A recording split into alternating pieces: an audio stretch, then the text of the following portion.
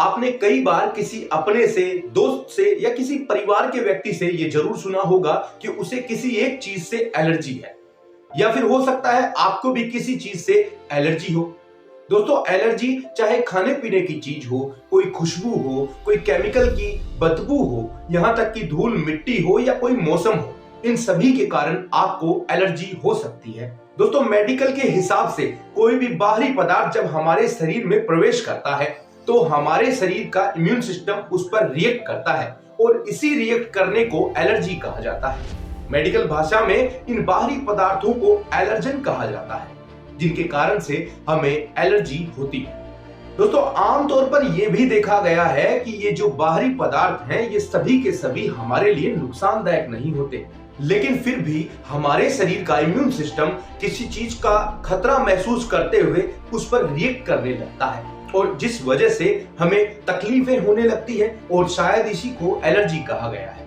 आज हम आपको बताएंगे कुछ एक्सपर्ट्स के द्वारा बताई गई एलर्जी के कुछ डिटेल्स के बारे में।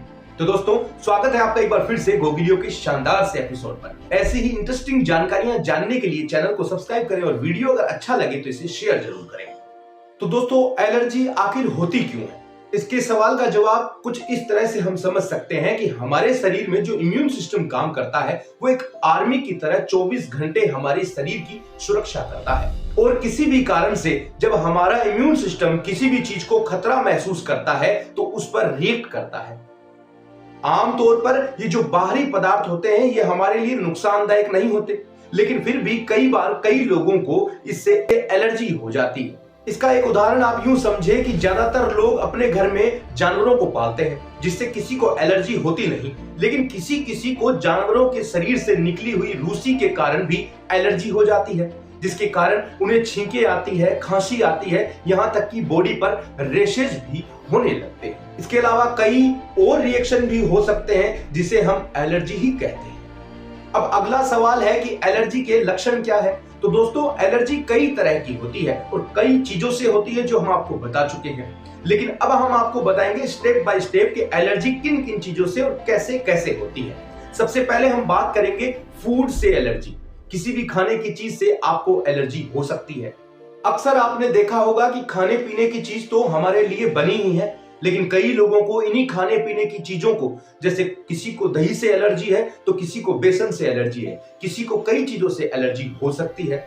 जब भी कभी किसी इंसान को एलर्जी होती है खाने से तो उसे उल्टी आने लगती है, उसका जी मितलाने लगता है। इसके अलावा पित्त का बढ़ जाना होता है, शरीर में सूजन हो जाती है। इसके अलावा कई और लक्षण भी है जिसे भी हम एलर्जी ही कहेंगे। और अगर आपको या आपके किसी परिचित को किसी एक ही चीज से एलर्जी होती है तो आप उस चीज से हमेशा के लिए दूरी बना लें। हो सकता है कि आपका इम्यून सिस्टम उसे आपके शरीर के लिए खतरा मानता हो। इसके अलावा होती है सीजनल एलर्जी। दोस्तों, सीजनल एलर्जी होना एक कॉमन बात है। कई बार आपने देखा होगा कि ज्यादा सर्दी, ज्यादा गर्मी, धूप, आंधी, इन सभी के कारण भी कई लोगों को एलर्जी होती है और ये होना तो कॉमन बात हो चुकी है। इसके अलावा एक एलर्जी होती है सीवियर एलर्जी। आमतौर पर जब हमें कोई भी छोटी मोटी एलर्जी होती है तो कोई भी दवाई लेने पर वो ठीक हो जाती है, लेकिन सीवियर एलर्जी जब भी हमें कभी होगी तो वो जल्दी से ठीक नहीं होगी। कोई दवाई से वो जल्दी से कंट्रोल नहीं हो पाएगी। इसके अलावा जैसे ही आपको ज्यादा बड़ी एलर्जी होगी तो आपको चक्कर आना, बेहोशी आना, सांस लेने में दिक्कत होने जैसी परेशानियां हो सकती है। और अगर आपको या आपके परिचित को ऐसा कभी होता है तो उसे तुरंत डॉक्टर की सलाह लेने की राय दें।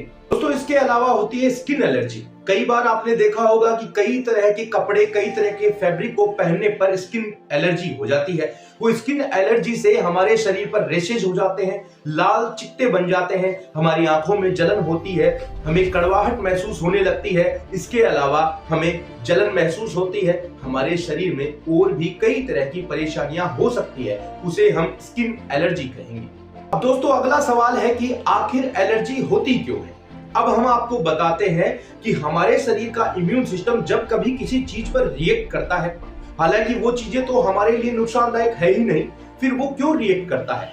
एक रिपोर्ट में ये पता चला है कि यूरोप में तो 20% लोगों को एलर्जी की शिकायत है और एक्सपर्ट्स इस एलर्जी के बारे में कोई स्पष्ट जवाब आज भी नहीं दे पा रहे हैं। आखिर ये क्यों होती है ये उन्हें भी नहीं समझ में आता। अब आप देखें कि ज्यादातर किन किन चीजों से एलर्जी होती है। हम आपको बता देते हैं कि धूल मिट्टी के कारण, पेड़ पौधों से आने वाली खुशबू के कारण, किसी भी केमिकल खुशबू के कारण, किसी भी तरह के दवाई के इस्तेमाल के कारण, जानवरों के शरीर से निकलने वाली रूसी के कारण, कीड़ों के कारण, यहां तक कि प्लास्टिक की बदबू से भी हमें या हमारे किसी परिचित को एलर्जी हो सकती है। दोस्तों अब आपको यह जानना चाहिए कि आखिर एलर्जी को पहचाना कैसे जा सकता है। तो मेडिकल विभाग के जो एक्सपर्ट्स हैं वो बताते हैं कि एलर्जी को पहचानने का कोई मेडिकल टेस्ट उपलब्ध नहीं है, यानी किसी भी जांच से आप अपने शरीर की एलर्जी को नहीं पहचान सकते हैं।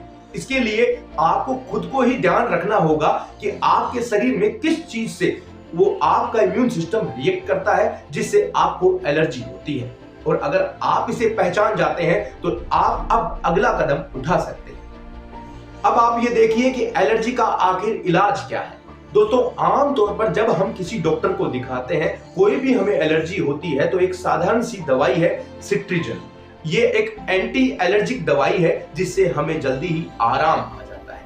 कई बार सर्दी के मौसम में हमारे नाक बहने पर भी डॉक्टर हमें सिट्रिजिन दे देते हैं, जो हमारे लिए बहुत लाभकारी होती है। दोस्तों एलर्जी की आपातकाल की स्थिति में एपिनेफ्रिन शॉट नाम की एक दवाई होती है जिसे आपको हमेशा आपके साथ रखना चाहिए, क्योंकि अगर आपको सीवियर एलर्जी होती है तो ये दवाई रखने के साथ साथ आपको आपके डॉक्टर के कांटेक्ट में भी होना चाहिए। इसके अलावा दोस्तों भारत में छोटे शहरों में तो ये सुविधा उपलब्ध नहीं है, जिसे कहते हैं इम्यूनोथेरेपी।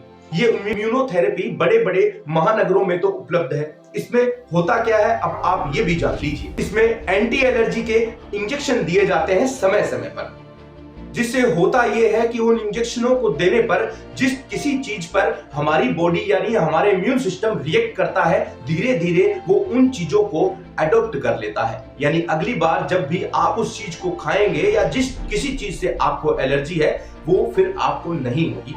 इसके लिए थोड़ा लंबा प्रोसेस है और जानकारी आपको गूगल से या किसी डॉक्टर से मिल सकती है। तो दोस्तों ये है उन एक्सपर्ट्स के द्वारा बताई गई जानकारी।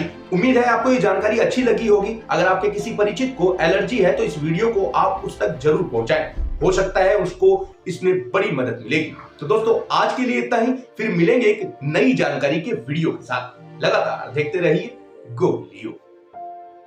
जय हिंद।